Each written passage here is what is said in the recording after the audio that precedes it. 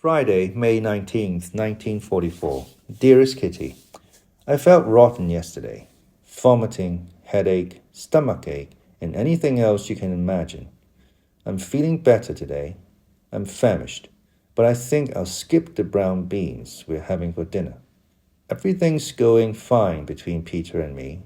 The poor boy has an even greater need for tenderness than I do. He still blushes every evening when he gets his goodnight kiss, and then begs for another one. Am I merely a better substitute for Borgia? I don't mind. He's so happy just knowing somebody loves him. After my laborious conquest, I've distanced myself a little from the situation, but you mustn't think my love has cooled. Peter's a sweetheart, but I've slammed the door to my inner self. If he ever wants to force the lock again, he'll have to use a harder crowbar. Yours and Frank.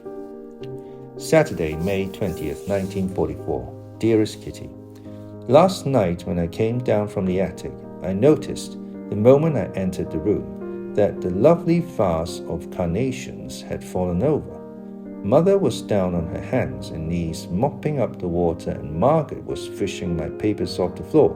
What happened? I asked with anxious foreboding, and before they could reply, I assessed the damage from across the room. My entire genealogy file, my notebooks, my books, everything was afloat. I nearly cried, and I was so upset I started speaking German.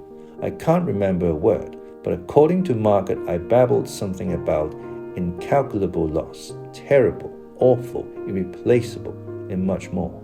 Father burst out laughing, and Mother and Margaret joined in, but I felt like crying because all my work and elaborate notes were lost. I took a closer look, and luckily, the incalculable loss wasn't as bad as I'd expected. Up in the attic, I carefully peeled apart the sheets of paper that were stuck together and then hung them on the clothesline to dry. It was such a funny sight, even I had to laugh. Maria de Medici alongside Charles V, William of Orange, and Marie Antoinette. It's Rassenschande, Mr. Van Daan joked. After entrusting my papers to Peter's care, I went back downstairs. Which books are ruined? I asked Margaret, who was going through them. Algebra, Margaret said. But as luck would have it, my algebra book wasn't entirely ruined. I wish it had fallen right in the vase. I've never loathed any book as much as that one. Inside the front cover are the names of at least 20 girls who had it before I did. It's old, yellowed, full of scribbles, crossed out words and revisions. The next time I'm in a wicked mood, I'm going to tear the darn thing to pieces. Yours and Frank. Monday, May 22nd, 1944. Dearest Kitty, on May 20th, Father lost his bet and had to give 5 jars of yogurt to Mrs. Van Daan. The invasion still hasn't begun. I can safely say that all of Amsterdam, all of Holland, in fact the entire western coast of Europe, all the way down to Spain, are talking about the invasion day and night, debating, making bets, and hoping. The suspense is rising to fever pitch. By no means has everyone we think of as good Dutch people kept their faith in the English. Not everyone thinks the English bluff is a masterful strategical move. Oh no, people want deeds great, heroic deeds. No one can see farther than the end of their nose. No one gives a thought to the fact that the British are fighting for their own country and their own people. Everyone thinks it's England's duty to save Holland as quickly as possible. What obligations do the English have toward us? What have the Dutch done to deserve the generous help they so clearly expect? Oh no, the Dutch are very much mistaken. The English, despite their bluff, are certainly no more to blame for the war than all the other countries, large and small, that are now occupied by the Germans. The British are not about to offer the excuses. True, they were sleeping during the years Germany was rearming itself, but all the other countries, especially those bordering on Germany, were asleep too. England and the rest of the world have discovered that burying your head in the sand doesn't work, and now each of them, especially England, is having to pay a heavy price for its ostrich policy. No country sacrifices its men without reason, and certainly not in the interests of another, and England is no exception. The invasion, liberation, and freedom will come someday, yet England, not the occupied territories, will choose the moment. To our great sorrow and dismay, we've heard that many people have changed their attitude toward us Jews. We've been told that anti-Semitism has cropped up in circles where once it would have been unthinkable. This fact has affected us all very, very deeply. The reason for the hatred is understandable, maybe even human, but that doesn't make it right. According to the Christians, the Jews are blabbing their secret to the Germans, denouncing their helpers and causing them to suffer the dreadful fate and punishments that have already been meted out to so many. All of this is true, but as with everything, they should look at the matter from both sides. Would Christians act any differently if they were in our place? Could anyone, regardless of whether they're Jews or Christians, remain silent in the face of German pressure? Everyone knows it's practically impossible, so why do they ask the impossible of the Jews? It's being said in underground circles that the German Jews who immigrated to Holland before the war and have now been sent to Poland shouldn't be allowed to return here. They were granted the right to asylum in Holland, but once Hitler's gone, they should go back to Germany. When you hear that, you begin to wonder why we're fighting this long and difficult war. We're always being told that we're fighting for freedom, truth, and justice. The war isn't even over, and already there's dissension and Jews are regarded as lesser beings. Oh, it's sad, very sad that the old adage has been confirmed for the umpteenth time. What one Christian does is his own responsibility. What one Jew does reflects on all Jews. To be honest, I can't understand how the Dutch, a nation of good, honest, upright people, can sit in judgment on us the way they do. On us, the most oppressed, unfortunate, and pitiable people in all the world. I have only one hope, that this anti-Semitism is just a passing thing, that the Dutch will show their true colors, that they'll never waver from what they know in their hearts to be just, for this is unjust. And if they ever carry out this terrible threat, the meager handful of Jews still left in Holland will have to go. We too will have to shoulder our bundles and move on, away from this beautiful country, which once so kindly took us in and now turns its back on us. I love Holland. Once I hoped it would become a fatherland to me, since I had lost my own, and I hope so still. Yours, Anne Frank. Thursday, May 25th, 1944. Dearest Kitty, Bab's engaged. The news isn't much of a surprise, though none of us are particularly pleased. Bertus may be a nice, steady, athletic young man, but Bab doesn't love him, and to me that's enough reason to advise her against marrying him. Bab's trying to get ahead in the world, and Bertus is pulling her back. He's a laborer, without any interests or any desire to make something of himself, and I don't think that will make Bab happy. I can understand Bab's wanting to put an end to her indecision. 4 weeks ago, she decided to write him off, but then she felt even worse. So she wrote him a letter, and now she's engaged. There are several factors involved in this engagement. First, Bab's sick father, who likes Bertus very much. Second, she is the oldest of the Voskejo girls, and her mother teases her about being an old maid.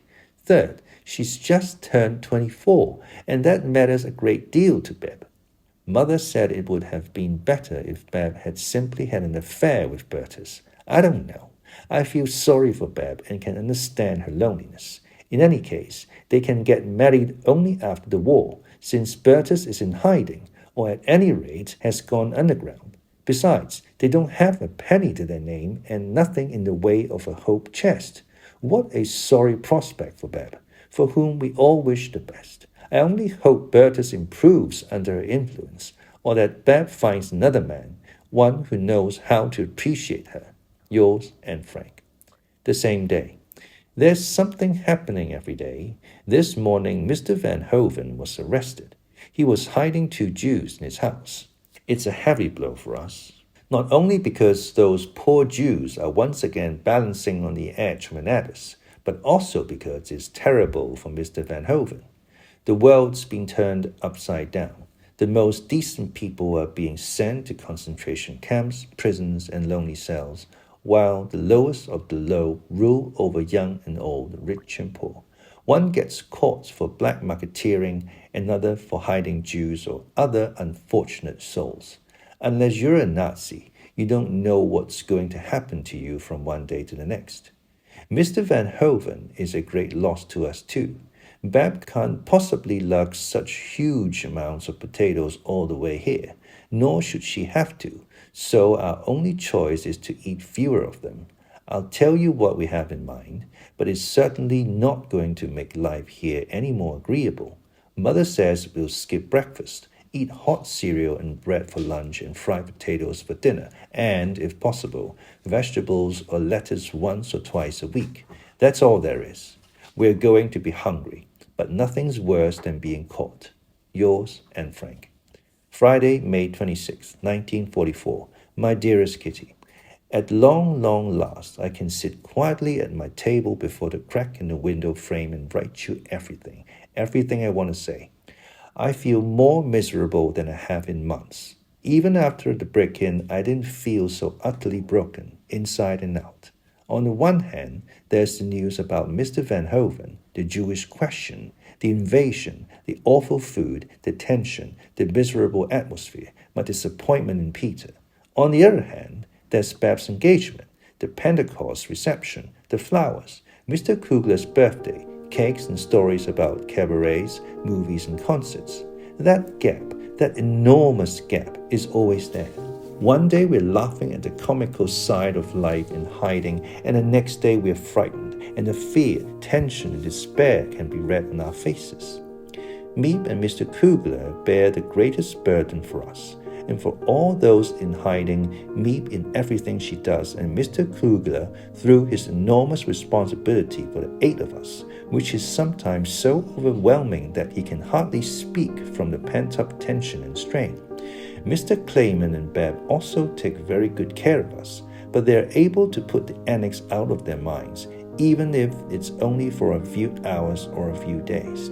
They have their own worries. Mr. Clayman with his health and Bab with her engagement, which isn't looking very promising at the moment. But they also have their outings, their visits with friends, their everyday lives as ordinary people, so that the tension is sometimes relieved, if only for a short while ours never is, never has been, not once in the 2 years we've been here. How much longer will this increasingly oppressive, unbearable weight press down on us? The drains are clogged again. We can't run the water, or if we do, only a trickle. We can't flush the toilet, so we have to use a toilet brush. And we've been putting our dirty water into a big earthenware jar. We can manage for today, but what will happen if the plumber can't fix it on his own? The sanitation department can't come until Tuesday. Miep sent us a raisin bread with Happy Pentecost written on top. It's almost as if she were mocking us, since our moods and cares are far from happy. We've all become more frightened since the Van Hoven business. Once again, you hear shh from all sides, and we're doing everything more quietly. The police forced the door there. They could just as easily do that here too. What will we do if we're ever... No, I mustn't write that down. But the question won't let itself be pushed to the back of my mind today. On the contrary, all the fear I've ever felt is looming before me in all its horror. I had to go downstairs alone at 8 this evening to use the bathroom. There was no one down there, since they were all listening to the radio. I wanted to be brave, but it was hard. I always feel safer upstairs than in that huge silent house. When I'm alone with those mysterious muffled sounds from upstairs and the honking of horns in the street, I have to hurry and remind myself where I am to keep from getting the shivers. Miep has been acting much nicer toward us since her talk with Father, but I haven't told you about that yet. Miep came up one afternoon all flushed and asked Father straight out if we thought they too were infected with the current anti-Semitism. Father was stunned and quickly talked her out of the idea, but some of Miep's suspicion has lingered on. They're doing more errands for us now and showing more of an interest in our troubles. though we certainly shouldn't bother them with our woes. Oh, they're such good, noble people. I've asked myself again and again whether it wouldn't have been better if we hadn't gone into hiding, if we were dead now and didn't have to go through this misery, especially so that the others could be spared the burden. But we all shrink from this thought. We still love life. We haven't yet forgotten the voice of nature, and we keep hoping for everything. Let something happen soon, even an air raid. Nothing can be more crushing than this anxiety. Let the end come, however cruel. At least then we'll know whether we are to be the victors or the vanquished. Wednesday, May 31st, 1944. Dearest Kitty, Saturday, Sunday, Monday, and Tuesday it was too hot to hold my fountain pen, which is why I couldn't write to you. Friday the drains were clogged. Saturday they were fixed. Mrs. Clayman came for a visit in the afternoon and told us a lot about Joby. She and Jacques Van Marsen are in the same hockey club. Sunday Beb dropped by to make sure there hadn't been a break-in and stayed for breakfast. Monday, Mr. Gee served as the annex watchman, and Tuesday we were finally allowed to open the windows. We've seldom had a Pentecost weekend that was so beautiful and warm, or maybe hot is the better word. Hot weather is horrible in the annex. To give you an idea of the numerous complaints, I'll briefly describe these sweltering days. Saturday, wonderful, what fantastic weather. We all said in the morning. If only it weren't quite so hot. We said in the afternoon, when the windows had to be shut. Sunday, the heat's unbearable. The butter's melting. There's not a cool spot anywhere in the house. The bread's drying out. The milk's going sour. The windows can't be opened. We poor outcasts are suffocating while everyone else is enjoying their Pentecost. Monday, my feet hurt. I've nothing cool to wear. I can't do the dishes in this heat. Grumbling from early in the morning to late at night. It was awful. I can't stand the heat. I'm glad the wind's come up today, but that the sun's still shining. Yours and Frank. Friday, June 2nd, 1944. Dear Kitty, if you are going to the attic, take an umbrella with you, preferably a large one. This is to protect you from household showers. There's a Dutch proverb, high and dry, safe and sound. But it obviously doesn't apply to wartime and to people in hiding. Moshe's gotten into the habit of relieving herself on some newspapers or between the cracks in the floorboards, so we have good reason to fear the splatters and, even worse, the stench. The new mortar in the warehouse has the same problem. Anyone who's ever had a cat that's not housebroken can imagine the smells, other than pepper and thyme, that permeate this house. I also have a brand new prescription for gunfire jitters. When the shooting gets loud, proceed to the nearest wooden staircase.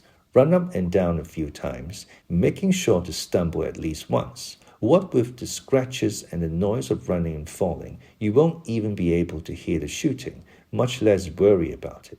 Yours truly has put this magic formula to use, with great success. Yours and Frank. Monday, June 5th, 1944. Dearest Kitty, new problems in the annex. A quarrel between Dusso and the Franks over the division of butter. Capitulation on the part of Dusso. Close friendship between the latter and Mrs. Van Daan, flirtations, kisses, and friendly little smiles. Dusso is beginning to long for female companionship. The Van Daans don't see why we should bake a spice cake for Mr. Kugler's birthday when we can't have one ourselves. All very petty. Mood upstairs, bad. Mrs. Van D has a cold. Dusso caught with brewer's yeast tablets, while we've got none. The Fifth Army has taken Rome. The city neither destroyed nor bombed. Great propaganda for Hitler. Very few potatoes and vegetables.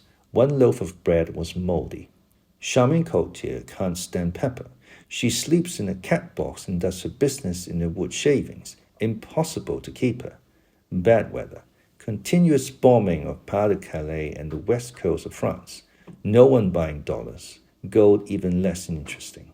The bottom of our black money box is in sight. What are we going to live on next month? Yours and Frank. Tuesday, June 6th, 1944.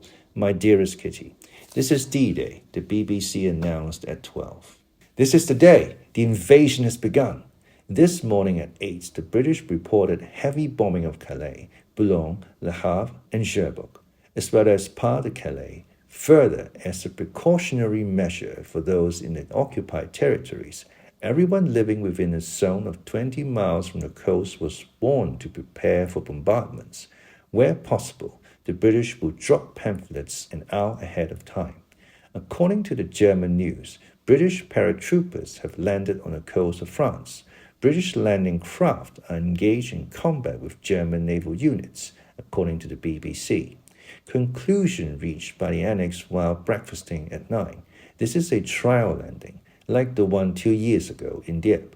BBC broadcasts in German, Dutch, French, and other languages at 10.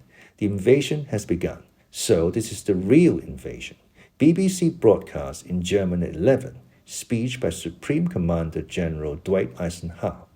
BBC broadcasts in English. This is Zero Day. General Eisenhower said to the French people, stiff fighting will come now, but after this, the victory. The year 1944 is the year of complete victory. Good luck. BBC broadcasts in English at 1. 11,000 planes are shuttling back and forth or standing by to land troops and bomb behind enemy lines. 4,000 landing craft and small boats are continually arriving in the area between Cherbourg and Le Havre. English and American troops are already engaged in heavy combat. Speeches by Gerbrandy, the Prime Minister of Belgium, King Haakon of Norway, de Gaulle of France, the King of England, and last but not least, Churchill. A huge commotion in the annex. Is this really the beginning of the long-awaited liberation? The liberation we've all talked so much about, which still seems too good, too much of a fairy tale ever to come true. Will this year, 1944, bring us victory? We don't know yet. But where there's hope, there's life. It fills us with fresh courage and makes us strong again. We'll need to be brave to endure the many fears and hardships and the suffering yet to come. It's now a matter of remaining calm and steadfast, of gritting our teeth and keeping a stiff upper lip. France, Russia, Italy, and even Germany can cry out in agony, but we don't yet have that right. Oh, Kitty, the best part about the invasion is that I have the feeling that friends are on the way. Those terrible Germans have oppressed and threatened us for so long that the thought of friends and salvation means everything to us. Now it's not just the Jews, but Holland and all of occupied Europe. Maybe, Margaret says, I can even go back to school in October or September. P.S. I'll keep you informed of the latest news. This morning and last night, dummies made of straw and rubber were dropped from the air behind German lines, and they exploded the minute they hit the ground. Many paratroopers, their faces blackened so they couldn't be seen in the dark, landed as well. The French coast was bombarded with 5,500 tons of bombs during the night, and then at 6 in the morning, the first landing craft came ashore. Today, there were 20,000 airplanes in action. The German coastal batteries were destroyed even before the landing. A small bridgehead has already been formed. Everything's going well, despite the bad weather. The army and the people are one will and one hope. Friday, June 9th, 1944. Dearest Kitty, great news of the invasion. The Allies have taken Bayeux, a village on the coast of France, and are now fighting for Caen. They're clearly intending to cut off the peninsula where Cherbourg is located. Every evening, the war correspondents report on the difficulties, the courage, and the fighting spirit of the army. To get their stories, they pull off the most amazing feats. A few of the wounded who are already back in England also spoke on the radio. Despite the miserable weather, the planes are flying diligently back and forth. We heard over the BBC that Churchill wanted to land along with the troops on D-Day, but Eisenhower and the other generals managed to talk him out of it. Just imagine, so much courage for such an old man. He must be at least 70. The excitement here has died down somewhat. Still, we're all hoping that the war will finally be over by the end of the year. It's about time. Mrs. Van Dan's constant griping is unbearable. Now that she can no longer drive us crazy with the invasion, she moans and groans all day about the bad weather. If only we could plunk her down in the loft in a bucket of cold water. Everyone in the annex except Mr. Van Den and Peter has read the Hungarian Rhapsody trilogy, a biography of the composer, piano virtuoso, and child prodigy Franz Liszt. It's very interesting, though in my opinion there's a bit too much emphasis on women. Liszt was not only the greatest and most famous pianist of his time, he was also the biggest womanizer, even at the age of 70. He had an affair with Countess Marie de Gaulle, Princess Caroline Sane, Wittgenstein, the dancer Lola Montez, the pianist Agnes Kingworth, the pianist Sophie Mentor, the Circassian Princess Olga Janina, Baroness Olga Meyendorff, actress Lila What's-Her-Name, etc. And there's no end to it. Those parts of the book dealing with music and the other arts are much more interesting. Some of the people mentioned are Schumann, Clara Wieck, Hector Berlioz, Johannes Brahms, Beethoven, Joachim, Richard Wagner, Hans von Bülow, Anton Rubinstein, Frédéric Chopin, Victor Hugo, Honoré de Balzac, Hiller, Hummel, Czerny, Rossini, Cherubini, Paganini, Mendelssohn, etc. Liszt appears to have been a decent man, very generous and modest, though exceptionally vain. He helped others, put art above all else, was extremely fond of cognac and women, couldn't bear the sight of tears, was a gentleman, couldn't refuse anyone a favor, wasn't interested in money, and cared about religious freedom and the world. Yours, Anne Frank. Laborious. Laborious. Adjective. Requiring considerable time and effort. Adage. Adage. Noun. A proverb or short statement expressing a general truth. Pentecost. Pentecost. Noun. In the Jewish religion, a holy day that comes 50 days after Passover,